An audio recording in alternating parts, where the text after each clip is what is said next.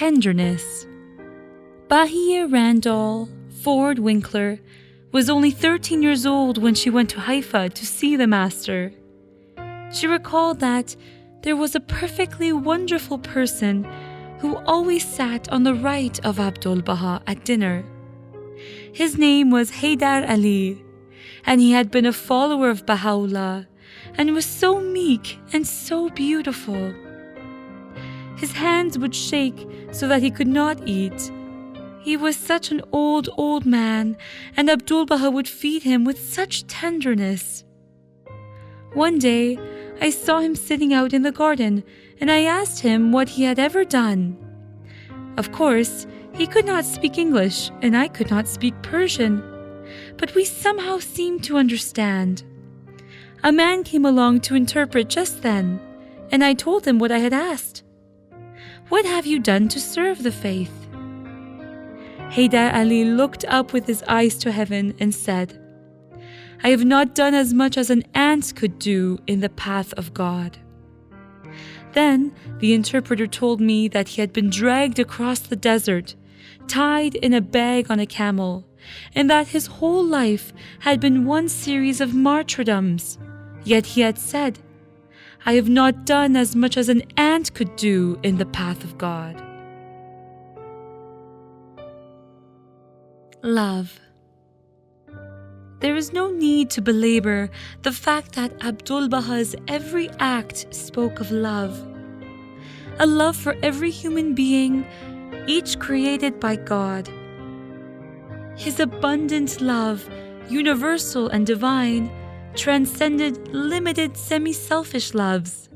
Loves often born of race or religion, color or country, family or friendship. Because his love of God and Baha'u'llah ran deep, his love for human beings followed naturally and sincerely. He knew what it meant when he said, "When you love a member of your family or compatriot, let it be with a ray of the infinite love. Let it be in God and for God." He advised Pilgrim Anna Kunz and her husband in 1921. Just like a shepherd who is affectionate to all his sheep without preference or distinction, you should be affectionate to all. You should not look at their shortcomings. Consider that they are all created by God who loves them all. Once when Abdu'l-Baha was asked, "What is a Baha'i?" he replied, "To be a Baha'i simply means to love all the world, to love humanity and try to serve it, to work for universal peace and universal brotherhood."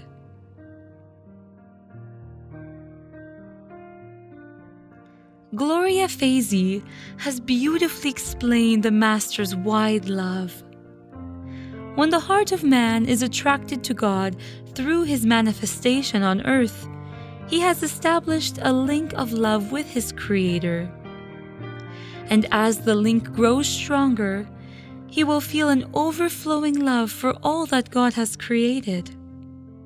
Abdu'l-Baha once gave the example of a soiled and crushed letter that reaches the hand of a lover from his beloved.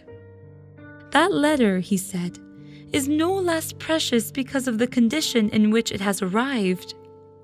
It is cherished because it has come from a loved one.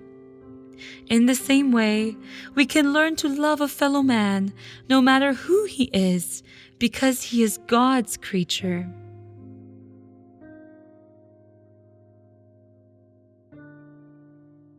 One day, in London, Abdu'l-Baha was out driving with Lady Bloomfield and Mrs. Thornburg Cropper, the first Baha'i in England. Mrs. Cropper asked him, "Master, are you not longing to be back at Haifa with your beloved family?" He smiled and replied, "I wish you to understand that you are both as truly my dear daughters, as beloved by me, as are those of whom you speak."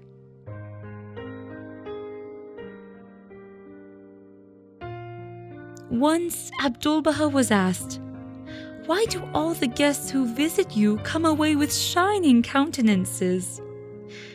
He said with his beautiful smile, "I cannot tell you, but in all those upon whom I look, I see only my Father's face."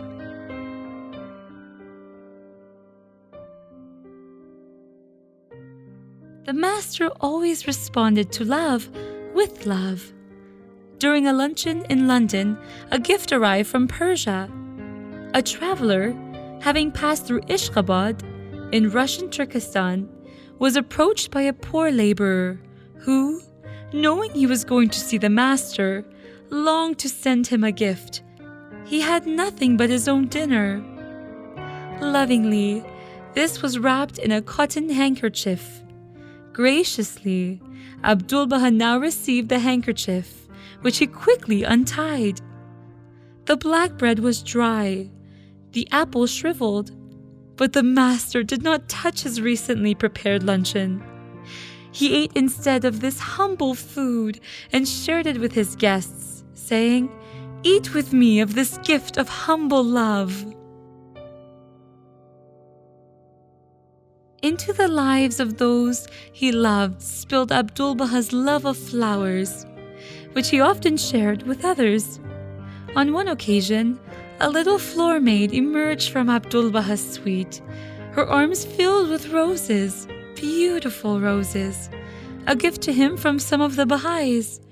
Sensing that we were friends of the Master, continued Eloquent, all formality fell away, and with a touching gesture she exclaimed, "See what he gave me! See what he gave me!" She probably knew nothing of Abdu'l-Baha's station as the center of God's covenant and the interpreter of Baha'u'llah's teaching to a needy world. She perhaps did not know his name or title, but he had shown her his love.